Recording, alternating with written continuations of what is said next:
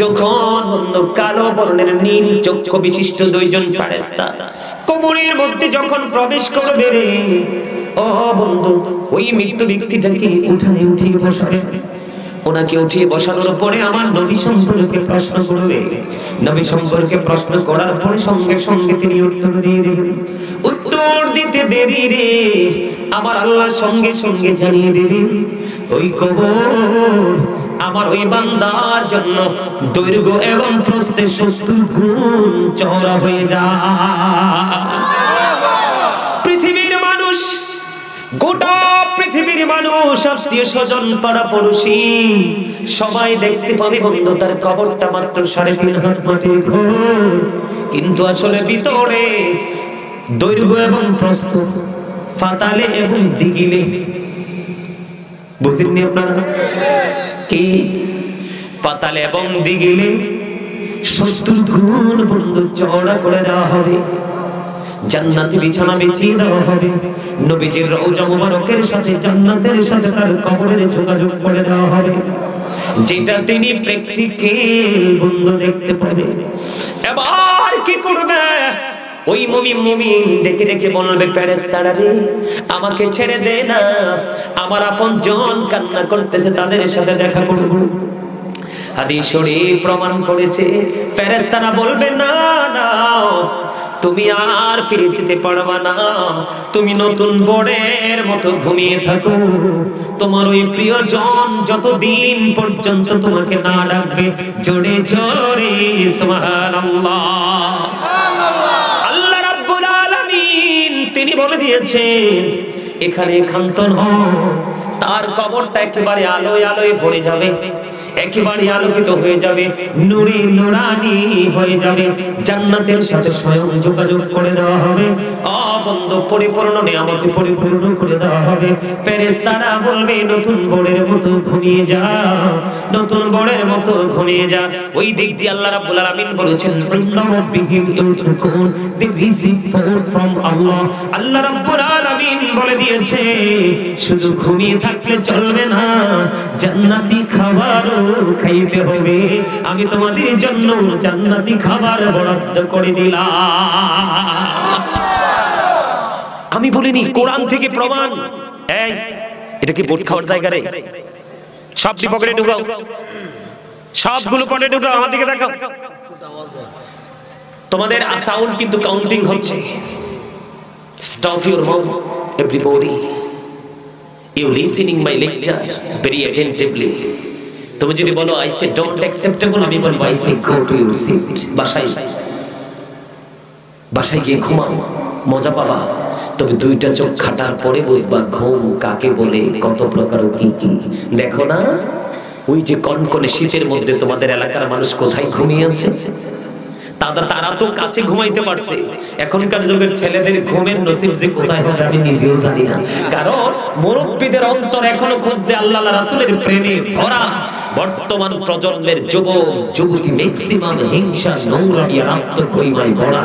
আজকে সমাজ একেবারে দূষিত হয়ে গেছে, তাদের কাছ থেকে ইসলামটা একেবারে দূরীভূত হয়ে গেছে। তাদের দিকে তাকালে মনে হয় ইসলাম একেবারে গরীব, কিয়ামত খুব কাছে, নষ্ট হয়ে গেছে। চুল কাটার স্টাইল দেখলে মনে হয় ইহুদি নাসারার বাচ্চা। আমি যদি আমার ব্যক্তিগত জায়গা থেকে বলি, সালামে কিন্তু বড় ছোট নাই।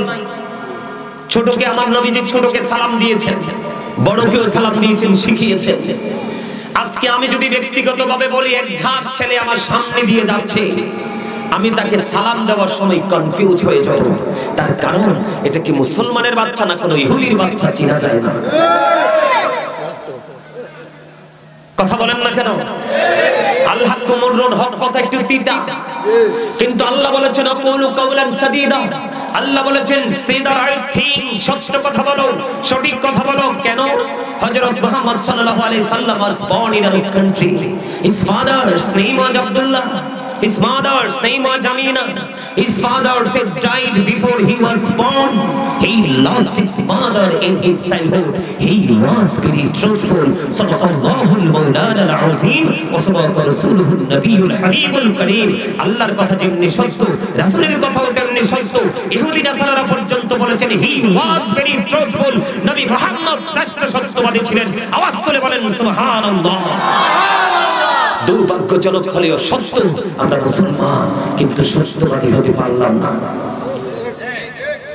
অত্যন্ত লজ্জা লাগে মুসলমান হিসাবে পরিচয় দিতে। আমি বিশেষ করে যুবক তোমাদেরকে বলছি, তোমরা চুল কেটেছো, কোনো ইমাম সাহেবের সাথে যোগাযোগ করোনি, তোমরা অনলাইনে দেখেছো, ফেসবুকে দেখেছো ডিজিটাল স্টাইলে চুল কাটা হচ্ছে, তোমরা জানো না এটা বিদর্মীদের স্টাইল। এই হাসে না। আল্লাহ রাব্বুল আলামিন কি বলেছেন? যখন বুঝির বয়স হবে তখন বুঝতে পারবা যে আরে হুজুররা কত ওয়াজ করেছে, তাদের কথা শুনে হেসেছিলাম, গুরুত্ব দেইনি। আরে যদি ওই সময় গুরুত্ব দিতাম অনেক কিছু আজকে শিখতাম, আমল করতাম, কারো কাছে যাওয়া লাগতো না। আমার দিকে তাকা। আল্লাহ বলেছেন ইন্নাল কাফিরিনা কানা লাকুম আদুওয়াম মুবিনা। আল্লাহ বলেছেন the heretics are the eternal enemy of the believers। ঈমানদারদের প্রকাশ্য শত্রু হলো বেঈমান কাফেররা। আল্লাহ বলেছেন উইদ্দাত লিল কাফিরিন, ঈমানদার তোমরা শুনে রাখো, উইদ্দাত লিল মুত্তাকিন, আল্লাহ মুত্তাকিনদের জন্য জান্নাত বরাদ্দ করেছে আল্লাহ রাব্বুল আলামিন। কিন্তু আমরা মুসলমান ঠিকই সবাই মুত্তাকি নয়। মুত্তাকিদেরকে বলবে আল্লাহ ইউ গো টু প্যারাডাইস, জান্নাতে চলে যাও। বেঈমান কাফের মুশরিকদের জন্য বরাদ্দ you have to go to hell, চলে যেতে হবে জাহান্নামে। বেঈমান কাফের মুশরিকদের ধর্ম এটা ক্রিয়েট করেছে শয়তান। এটা ক্রিয়েট করেছে কে? এটা ক্রিয়েট করেছে শয়তান। কিন্তু তাদের ধর্মের রীতিনীতি দেখবেন কত আদবের সাথে তারা মানে, তাদের ধর্মের কোনো ভিত্তি নেই। আর আমাদের ধর্ম ইন্নাদ দীনা ইনদাল্লাহিল ইসলাম। Islam is not only a religion but also complete goal of life. আমাদের জন্য পরিপূর্ণ পূর্ণাঙ্গ জীবন ব্যবস্থার জন্য বরাদ্দ করেছেন আল্লাহ ইসলাম। জোরে জোরে কন্যা সুবহানাল্লাহ। আজকে আমরা ইসলামের কোনো তোয়াক্কা করছি না, নিজেদের মতো করে চলছি, নিজেদের মতো করে কথা বলছি, নিজেদের মতো করে পৃথিবী ডিজাইনেবল করছি, কিন্তু আল্লাহর যে বিধি বিধান, রাসূলের যে আদর্শ সেটার দিকে আমরা তাকাই। ঠিক না ঠিক? একটু সাবধান। আপনারা কবরবাসীর সামনে, তার মানে কি আপনারা আমরা যে কবরে যাব এটা আমরা মনে করিয়ে দিলেন। এইভাবেই ইসলামকে জিন্দা রাখা হবে। আপনাদের পরবর্তী প্রজন্ম আবার এটাকে এইভাবেই করবে, আর ধীরে ধীরে মানুষ হিদায়াতের পথে আসবে। আলহামদুলিল্লাহ বলেন আরো জোরে। বন্ধুরা আমার, ফেরেশতারা বলবে তুমি নতুন বরের মতো ঘুমিয়ে থাকো। আল্লাহ বলবে না না, আল্লাহ বলবেন আমি জান্নাতি খাবার বরাদ্দ করে রেখেছি। বন্ধু বর্তমান প্রজন্মের দিকে তাকাইলে দেখি রে, ও বন্ধু যত মানুষ দেখি জান্নাতি মানুষ খুঁজে পাওয়া বড় মুশকিল। জান্নাতীদের নমুনা দেখা যায় না, নারী বলেন পুরুষ বলেন বন্ধু। তারপর আপনাদেরকে বলে দিতে চাই বন্ধুরি আমার, কবরে যখন যাবে ইমানদারের ফয়সালা কিন্তু হয়ে গেল। ছোট্ট করে বলে দিলাম মুনাফিক আমাদের মধ্যে বন্ধু, মুনাফিক কিন্তু অনেক অনেক বেশি। মুনাফিক কাকে বলে? যিনি যখন কথা বলে মিথ্যা বলে, কথা দিয়ে কথা রাখে না। কেউ যখন কোনো আমানত রাখে তাকে জিজ্ঞেস না করে হজম করে ফেলে। এগুলো হলো মুনাফিকের সিম্পটম। এই মুনাফিক মার্কা মুসলমানের সংখ্যা আমাদের মাঝে বেশি। মুনাফিককে যখন প্রশ্ন করবেন তিনি উত্তর দিবেন আমি কিছুই বুঝি না, মানুষ যা বলতো আমিও তাই বলেছি, মানুষ যা চিন্তা করতো আমি তাই চিন্তা করেছি, বিবেচনা আমি কাজে লাগাইনি। এমনি করে যখন বলতে থাকবে আল্লাহ রাব্বুল আলামিন মাটিকে অর্ডার দিবে, মাটি মাটি রে।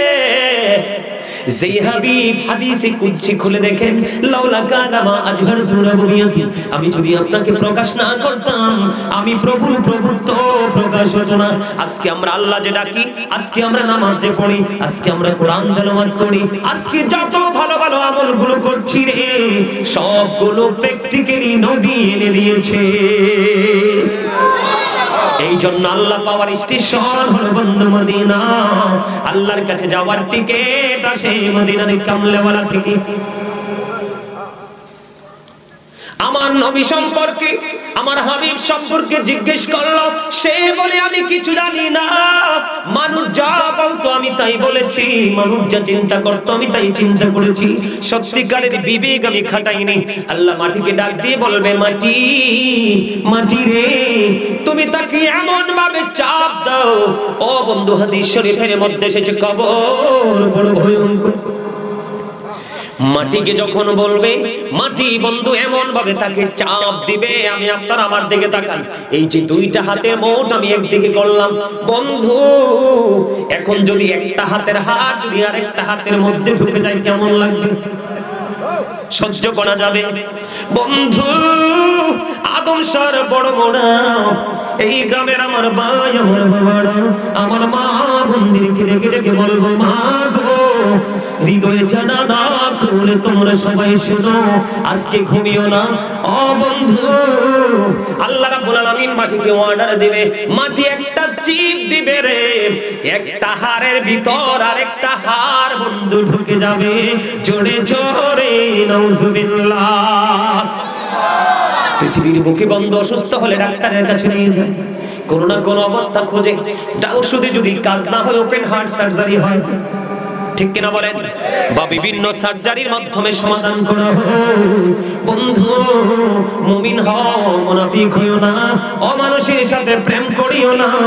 ও বন্ধু, আল্লাহর প্রিয়দের সাথে প্রেমের ডোরে লাগাও, তাহলে তোমার জীবন ধন্য হয়ে যাবে।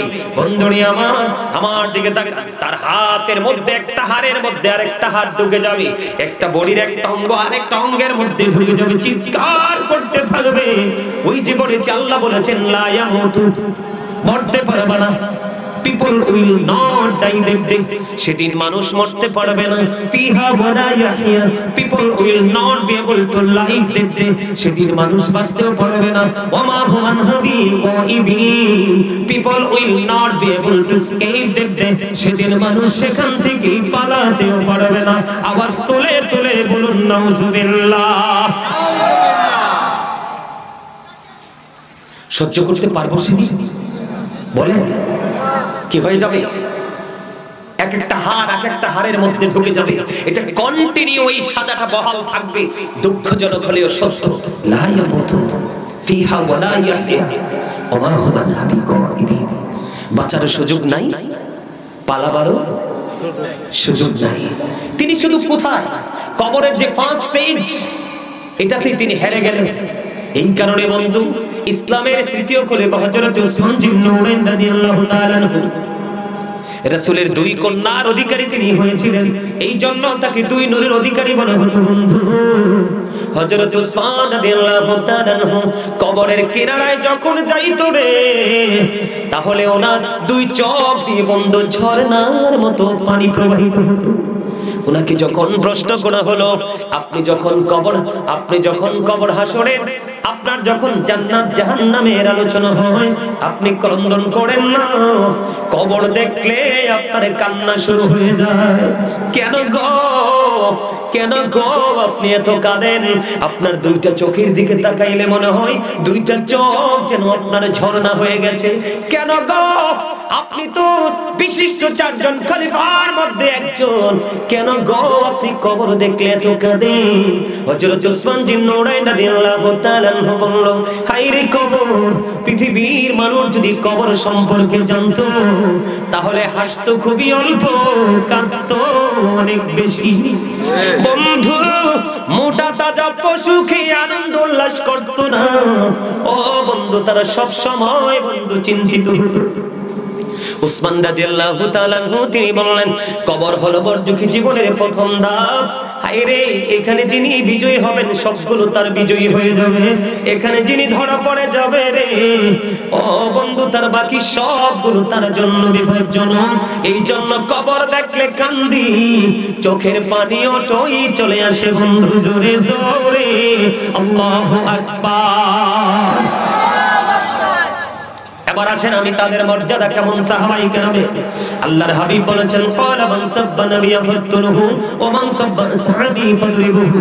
আপনার আমার প্রাণের নবী বলেছেন, নবীকে যারা আঘাত করবে, নবীকে যারা বকা দিবে, নবীর ইজ্জতের চাদর ধরে টান দিবে, নবী বলেছেন, উম্মত তোমরা সত্যিকারের নবীর প্রেমিক যদি হও তাহলে যিনি নবীর ইজ্জতের চাদর ধরে টান দেবে তাকে সঙ্গে সঙ্গে হত্যা করে ফেলো। আওয়াজ করে বলেন না সুবহানাল্লাহ। আমি এই হাদিসটা বলে হুজুর এটা কেন ঢোকালেন মাঝখান দিয়ে? সাহাবায়ে কেরামের মর্যাদা বোঝানোর জন্য। আল্লাহর হাবিব বলেছেন মান সাব্বা সাহাবী ফাদরিবুহু, সাহাবায়ে কেরামকে যারা গালি দিবে তাদের ইজ্জতের চাদর ধরে তারা টান দিবে। উম্মত তুমি ওই ব্যক্তিটাকে সঙ্গে সঙ্গে সঙ্গে বাইন্দা পিটাও। অর্ডার করেছেন কে? আপনার আমার প্রাণের নবী। তাহলে সাহাবীদের দাম আছে না নাই? আর একটু বোঝার জন্য বলি বন্ধু, সাহাবীদের মর্যাদা কেমন। সাহাবীদের ঘোড়ার খুরার নিচে 3 আঙ্গুলের এক চিমটি মাটি যদি একটা পাল্লায় বন্ধু তুলে দেওয়া হয়, গাউসে পাক থেকে গোটা পৃথিবীর বুকে যত আল্লাহর ওলি পয়দা হবে রে, সবগুলো আল্লাহর ওলিকে যদি একটা পাল্লায় তুলে দেওয়া হয়, সাহাবীদের ঘোড়ার খুরার পায়ের নিচে 3 আঙ্গুলের এক চিমটি মাটির ওজন ভারী হয়ে যাবে।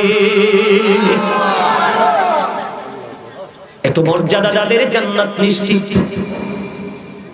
ওই সাহাবী বন্ধু যদি কবর দেখলে বন্ধু এমনি কান্দে রে। আপনার আমার জীবনে অপরাধের শেষ নেই। কথা বলেন না কেন? খাবার খাইতে গেলে হারাম, কথা বলতে গেলে মিথ্যা, উপার্জন করতে গেলে কিভাবে উল্টা পথে আনা যায়। কবরের চিন্তা, চলে যাওয়ার চিন্তা কারো সিনাই নাই বন্ধু। কবর বড় ভয়ঙ্কর, অত্যন্ত ভয়ঙ্কর কবর। এর বিপদের কথা বলে আমি শেষ করতে পারবো না। এর যুবক, তোমরা আজকে বেঈমান কাফির মুশরিকদেরকে ফলো করে জীবন চালাও রে। তোমরা জানো না বেঈমান কাফিরদেরকে তাদেরকে কাউকে বসাইয়া রাখা হয়। কি বলছি বুঝতে পারছেন? মানে কোন মানুষকে ঘৃণা করলে আল্লাহ কি হয়? খুশি হয়। আবার কোন মানুষকে ভালোবাসলে আল্লাহ খুশি হয়। ঠিক না ঠিক? এবার আসেন বন্ধু, আরো ভয়ঙ্কর খবর আছে। এদেরকে কি শুধু হাড্ডি মাংস খানো করে আল্লাহ ফালাই রাখবে? না না, আল্লাহ রাব্বুল আলামিন এদের জন্য খাবার বরাদ্দ করেছেন। হায় রে আফসোস, কবর বড় ভয়ঙ্কর। ও বন্ধু, পাপী মুনাফিক যারা, জাহান্নামী যারা, তাদের জন্য খাবার বরাদ্দ করেছেন আমার আল্লাহ। হাদিস শরীফের মধ্যে এসেছে এই খাবারটার নাম হলো তিনাতুল খাবার। জোরে জোরে কন্না নাউজুবিল্লাহ। খাবারের নাম কি? তিনাতুল খাবার। মুখস্থ করে নিয়া রাসূলুল্লাহ, ইয়া হাবিবাল্লাহ নবী গো, ও প্রাণের নবী, এই তিনাতুল খাবারটা কি গো নবী? আমার নবী বলেছেন এই তিনাতুল খাবারটা হলো আরেকটা জাহান্নামীর নিংড়ানো রক্তপুঞ্জ। নাউজুবিল্লাহ। ওমা, বুঝেন নাই কথা? আপনার একটা জাহান্নামী পৌঁছে লিকুইড হয়ে যাবে, কিন্তু মরবে না। কি হয়ে যাবে? পৌঁছে একবারে কি হয়ে যাবে? লিকুইড গলে যাবে। তার মানে জুস, ম্যাঙ্গো জুস খান না, মুখে দিতে দেরি, পেটে যাইতে দেরি হয় না। এই রকম এই পাপীদের এই সুন্দর বডিটা, এই বডিটা পৌঁছে কি হয়ে যাবে? লিকুইড হয়ে যাবে। আর আরেকটা পাপী আপনার পৌঁছে গেছে, গলে গেছে, তার বডিটা আবার তৈরি করেছে। তখন ওই পাপীকে আবার এই লিকুইডটা খাইতে দেওয়া হবে। আর জোরে করেন না নাউজুবিল্লাহ। বাঁচার সুযোগ নাই, মরার সুযোগ নাই, পালাবারও সুযোগ নাই। ঠিক কিনা বলেন? আমার কথা কি আপনারা বুঝতে পারছেন? তাহলে কি করবেন? কিছু কি বুঝতে পারছেন? আপনার আমার আপনজন যে কবরে গেছে তাদের জন্য কি কিছু করছেন? করেন? হয়তো 2-4 জন করেন, বাকি তার তো খবরও নেই, খোঁজ খবরও নেন না তারা কোথায় আছে, কেমন আছে, কি অবস্থায় আছে। তাদের কবরের উপরে কি গাছ উঠে গেল কিনা, পরিবেশটা নষ্ট হলো কিনা। মনে রাখবেন, আপনি আপনার পূর্বপুরুষের জন্য যেমনটি করবেন, ঠিক আপনার আওলাদও আপনার জন্য ঠিক তেমনটি করবে। Action to reaction. কথা বুঝতে পারছেন? আপনি যেমনটি করবেন তেমনটি আবার ফিরিয়ে পাবেন। এটাই বাস্তবতা। আমি আপনাদেরকে মজার একটা খবর দেই বন্ধু। মজার খবরটা হলো মুহাম্মদ ইবনে নসর রাদিয়াল্লাহু তাআলা আনহুর বাবা মানুষ যখন মারা যায়, ওই ব্যক্তি মানুষ মারা গেলে মানুষের জানাজায় অংশগ্রহণ করতে পারলে তিনি খুশি হতেন। তিনি খুশি হতেন বন্ধু। জীবনে অনেক মানুষের জানাজায় তিনি অংশগ্রহণ করলেন। একদিন হঠাৎ করে তিনি এক জানাজার মধ্যে গেলেন, ওনাকে বন্ধু কবরে দাফন করা হলো। কবরে দাফন করার পরে হেঁটে হেঁটে ধীরে ধীরে সব মানুষ বন্ধু চলে যাচ্ছে, কিন্তু মুহাম্মদ ইবনে নসর রাদিয়াল্লাহু তাআলা আনহুর বাবা তিনি যায় না। তিনি কবরের পাড়ে তিনি দাঁড়িয়ে আছেন। দুইজন তিনি দাঁড়িয়ে দেখতে পাইলেন যে আমার জীবনে কোনোদিন আমি এমন ঘটনা আমি দেখতে পাইনি। তিনি দেখতে পাইলেন, আমার কাছে মনে হলো জিন্দা দুইটা মানুষ যেন ওই নতুন যিনি যাকে দাফন করা হয়েছে তার কবরের মধ্যে ঢুকলো। তিনি আশ্চর্য হয়ে গেলেন, ব্যাপারটা কি? তিনি আশ্চর্য হয়ে বন্ধু তাকায় রইলেন, ব্যাপার কি, কারণ কি? কিন্তু তিনি দাঁড়িয়ে থাকতে থাকতে হঠাৎ করে তিনি দেখতে পাইলেন একজন ইতিমধ্যে বের হয়ে চলে গেল, আরেকজন বের হয়ে না। তিনি কবরের পার বন্ধু দাঁড়িয়ে দাঁড়িয়ে রহস্য জানার জন্য 10 বার সূরা ইয়াসিন তিনি তেলাওয়াত করলেন। 10 বার তিনি সূরা মুলক তেলাওয়াত করলেন। তেলাওয়াত শেষ করে আল্লাহ রাব্বুল আলামিনের দরবারে দুইটা হাত তুলে বললেন, মনি মনিব, আমার চোখের সামনে কবরের রহস্য, এই রহস্যটা আমি উদ্ঘাটন করতে চাই। তার মানে ওরা কারা, কেনই বা এই কবরের মধ্যে প্রবেশ করলো, আমি একটু জানতে চাই গো। বন্ধু সূরা ইয়াসিন 10 বার, সূরা মুলক 10 বার তেলাওয়াত করলেন। তেলাওয়াত করতে করতে যখন তেলাওয়াত শেষ হয়ে গেল, আল্লাহর দরবারে দরখাস্ত করে দিলেন। দরখাস্ত যখন সমাপ্ত হলো, এবার তিনি চাইয়া দেখলেন নতুন কবরটা ফাইটা দুইটা টুকরা হয়ে যায়। সুবহানাল্লাহ বলতে পারেন না? সুবহানাল্লাহ কি জানেন না তো? আল্লাহ রাসূল বলেছেন জান্নাতি মেহমানদের জন্য, যারা জান্নাতের বাগানে আসে তাদের জন্য এটা জান্নাতি ফল। আরে আরে যারা বলেন না সুবহানাল্লাহ। সুবহানাল্লাহ আলহামদুলিল্লাহ লা ইলাহা ইল্লাল্লাহ, সুবহানাল্লাহ আলহামদুলিল্লাহ লা ইলাহা ইল্লাল্লাহ, লা ইলাহা ইল্লাল্লাহ, লা ইলাহা ইল্লাল্লাহ। নবী আমারি নূরের পুতুল, জগৎ করলেন উজালা। নবী আমারি নূরের পুতুল, জগৎ করলেন উজালা। রোজ হাসরে করবেন তিনি উম্মতের ফয়সালা। সুবহানাল্লাহ আলহামদুলিল্লাহ লা ইলাহা ইল্লাল্লাহ, সুবহানাল্লাহ আলহামদুলিল্লাহ লা ইলাহা ইল্লাল্লাহ, লা ইলাহা ইল্লাল্লাহ, লা ইলাহা ইল্লাল্লাহ। আরশি কুরসি লৌহ কলম সৃষ্টি যাহার ওসিলা। আরশি কুরসি লৌহ কলম সৃষ্টি যাহার ওসিলা।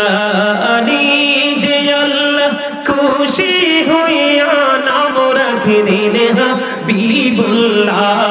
সুবহানাল্লাহ আলহামদুলিল্লাহ লা ইলাহা ইল্লাল্লাহ, সুবহানাল্লাহ আলহামদুলিল্লাহ লা ইলাহা ইল্লাল্লাহ, লা ইলাহা ইল্লাল্লাহ, লা ইলাহা ইল্লাল্লাহ। শাহাদাতের বাণী ছুটে আসিলেন কামলি ওয়ালা। শাহাদাতের বাণী ছুটে আসিলেন কামলি ওয়ালা। মোগদেব তিল রবি নূরে নিন্নু বিআলা। সুবহানাল্লাহ আলহামদুলিল্লাহ লা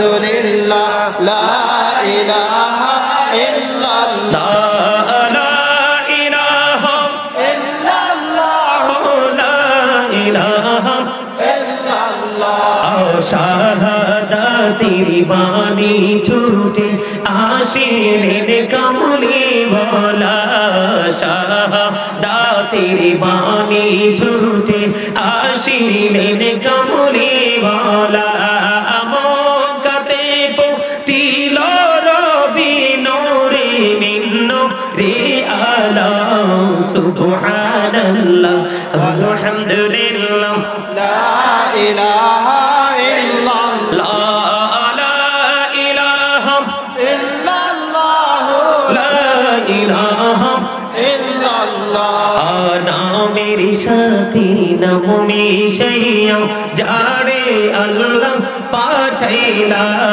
নামের সাথে নাম মিশাইয়া যারে আল্লাহ পাঠাইলা নিজে আল্লাহ দোস্ত বলে তাহার প্রেমে মজিলা সুবহানাল্লাহ আলহামদুলিল্লাহ লা ইলাহা ইল্লাল্লাহ লা ইলাহা ইল্লাল্লাহ মুহাম্মাদুর রাসূলুল্লাহ সাল্লাল্লাহু আলাইহি ওয়াসাল্লাম। নবীজির নাম মোবারক নিয়ে বৃদ্ধাঙ্গুলি চুমি খাবার। হাদিস শরীফের মধ্যে এসেছে আল্লাহ রাসূল কিয়ামতের দিন রাসূল প্রেমিকদেরকে নিজে হাতে ধরে ধরে জান্নাতে নিয়ে যাবেন। সুবহানাল্লাহ। আরে জোরে আপনি নবীকে ভালোবেসে যা করবেন সব কাজে লাগবে। আপনারা তো জিকির করতে পারেন না, ওই যে বলছি ইউ আর ভেরি উইক, দুর্বল, অত্যন্ত দুর্বল আপনারা। আমি আপনাদেরকে বলি এদিকে তাকান, আপনাদেরকে আমাকে জবানটা দিছে আল্লাহ চা কফি বুট বাদাম চা দোকানে চৌরাস্তায় দাঁড়িয়ে দাঁড়িয়ে মানুষের বদনাম অপ্রাসঙ্গিক অগ্রহণযোগ্য কথা বলার জন্য নয়। আল্লাহ রাব্বুল আলামিন আপনাকে আমাকে জবান দিয়েছেন। আল্লাহ বলেছেন ফাযকুরুনি আযকুরকুম, আল্লাহ বলেছেন remember me then I will remember you, তোমরা আমাকে স্মরণ করো আমি তোমাদেরকে স্মরণ করব। তার মানে আল্লাহ আপনাকে আমাকে জবান দিয়েছেন আল্লাহর জিকির করার জন্য। আপনি যখন আল্লাহর জিকির করবেন আল্লাহ নিজেই আপনার জিকির করবে। সুবহানাল্লাহ। আল্লাহ নিজে কথা দিয়েছে, আমি নি। আল্লাহ বলেছেন ইয়া আইয়ুহাল্লাযীনা আমানু যিকুরুল্লাহা যিকরান কাসীরা ওয়া সাব্বিহুহু বুকরাতান ওয়া আসীলা।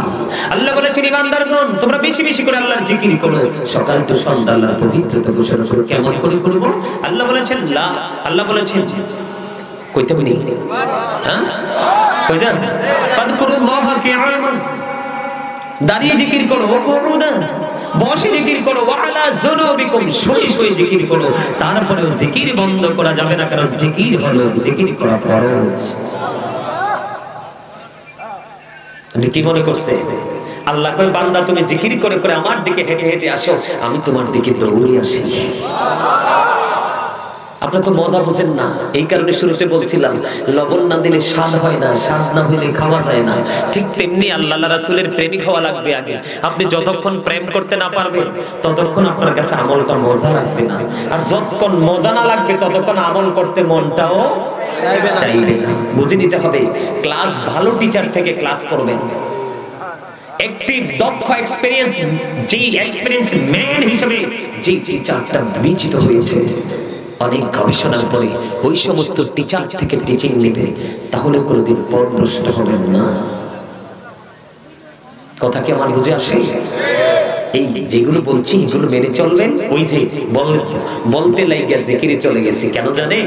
কারণ আমি সুবহানাল্লাহ জিকিরটাকে সবচেয়ে বেশি পছন্দ করি, আর গোটা পৃথিবীর বুকে আমার জিকির সবগুলো জিকিরই পছন্দ মানুষের।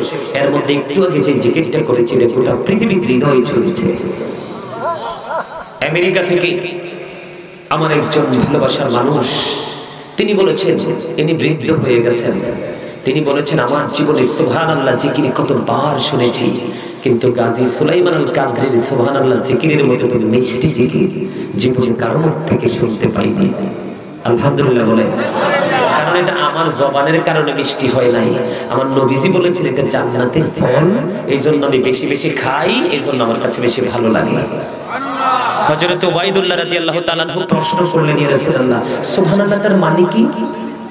তখন আমার নবীজি বললেন সুবহানাল্লাহর মানে জানতে চাও, এই মিনিংটা নিতে চাও? ইয়া রাসূলুল্লাহ জানতে চাই। নবীজি বলেছেন পৃথিবী এবং পৃথিবীর মধ্যে যা কিছু আছে সব কিছুর চাইতে যাহা পবিত্র তাহাই হলো সুবহানাল্লাহ। তিনি কে? আল্লাহ, যিনি সবকিছু থেকে পবিত্র ইবেন স্থান থেকেও। সুবহানাল্লাহ বলেন। আর জোরে মহব্বতে। বন্ধুরে আমার বলতেছিলাম, এবার তিনি দেখতে পেলেন ওই যে কবরটা ফাইটা দুইটা টুকরা হয়ে গেছে। কবরটা যখন ফেটে দুইটা টুকরা হয়ে গেল, এবার তিনি দেখলেন ওই একজন যে আছে তিনি উঠে চলে যাচ্ছেন। এবার ওনাকে প্রশ্ন করলেন, মুহাম্মদ ইবনে নসর রাদিয়াল্লাহু তাআলা আনহু, বাবা কে গো আপনারা? একজন একটু আগে চলে গেলেন, এখন আপনি চলে যাচ্ছেন, কে গো? কি আপনাদের পরিচয়? বলার পরে ওই যিনি চলে যাচ্ছেন উনি বললেন, আমরা পৃথিবীর কোনো মানুষ নই, আমরা হলাম আল্লাহর রহমতের ফেরেশতা। কেন গো, কেন গো এই কবরের মধ্যে আপনারা প্রবেশ করেছেন? কয়েকজন অনেক আগেই চলে গেছে, আর আমি এখনো পর্যন্ত কবরে অবস্থান করতেছি, কেন গো, কেন গো? এবার তিনি উত্তর দিয়ে দিলেন, যিনি আজকে কবরের মধ্যে প্রবেশ করেছেন উনি আল্লাহর প্রিয় মাহবুব বান্দা। আমরা এসেছি স্পেশাল ভাবে, আল্লাহ রাব্বুল আলামিন আমাদেরকে পাঠিয়েছেন। আল্লাহর প্রিয় বান্দা যদি ওই ফেরেশতাদের প্রশ্নের জবাব যদি দিতে না পারে, আল্লাহ বলেছেন আমার প্রিয়কে তোমরা নিজেই প্রশ্নের উত্তর শিখাইয়া দিও। আল্লাহ বলেছেন আল্লাযীনা আমানু, যারা ঈমান এনেছে, ওয়া কানু ইয়াত্তাকুন, এবং তাকওয়া অবলম্বন করেছে, লাহুমুল বুশরা, তাদের জন্য সুসংবাদ, ফিল হায়াতিদ দুনিয়া, দুনিয়ার জীবনে, ও ফিল আখিরা, এবং পরকালের জীবনে। জোরে বলেন আল্লাহু আকবার। আপনি আগে ঈমানদার হন, এরপর আল্লাহকে ভয় করেন, তারপরে আপনার জন্য আল্লাহ বলেছেন লাহুমুল বুশরা, সুসংবাদ দিয়েছে আপনার এই দুনিয়া এবং আখিরাতে, ওই জাহানের জন্য আপনি দুনিয়াতেও সুখী, আখিরাতেও সুখী। কোনটা প্রয়োজন আপনার আমার? বল হুজুর এত নিয়ামত আমাদের জন্য? হ্যাঁ, কারণ আল্লাহ রাব্বুল আলামিন বলেছেন কোরআন শরীফের 30 পারা সূরা ইনফিতারে, আল্লাহ বলেছেন ফি আই সূরাতিন মা শাআ রাক্কাবাক। আল্লাহু আকবার। আল্লাহ ক্রিয়েটেড দ্য মাইন্ড। আমাদের এত সুযোগের কারণ হলো আল্লাহ বলেছেন আমি আমার বান্দাকে নিজের মতো করে গঠন করেছি, ক্রিয়েট করেছি। সুবহানাল্লাহ। মানে আমাদেরকে আল্লাহ রাব্বুল আলামিন নিজের মন মতো করে কি করেছেন? তৈরি করেছেন। সুবহানাল্লাহ। যেটাকে ইংলিশে বলা হয় বিউটিফুল শেপ, গঠন প্রণালী অত্যন্ত সুন্দর। আল্লাহ কি খালি ক্ষান্ত করে দিয়েছেন? না, সূরা 3 এর লিখে লাকাদ খালাকনাল ইনসানা ফি আহসানি তাকওয়িম। আল্লাহু আকবার। আসমান জমিন চন্দ্র সূর্য সবকিছুর চাইতে সুন্দর করেছেন মানুষকে। সুবহানাল্লাহ। 18,000 মাখলুকাতের মধ্যে আল্লাহ বলেছেন বান্দা আমি 17,999টাকে সৃষ্টি করেছি তোমাদের গোলামীর জন্য। আপনি কি মনে করছেন ফেরেশতারাও আল্লাহর বান্দার গোলামি করে? বুঝেন নাই কি? বুঝেন নাই? আপনি যখন শোন একটা মাথার কাছে আর একটা পায়ের কাছে শত্রু যেন গ্রাস করতে না পারে, আপনি যখন হাঁটেন একটা সামনে একটা পিছনে, আপনাকে সেফটি দিচ্ছে কি? আর দুইটা তো কন্টিনিউ আছেই। কে আমার কাঁদে বসিয়া সকল করমনি গীতেছি হুকুমরিয়া, আল্লাহর হুকুমরিয়া, 40 কদম হাঁটিয়া আসে সজন মন করে নাকির হাত।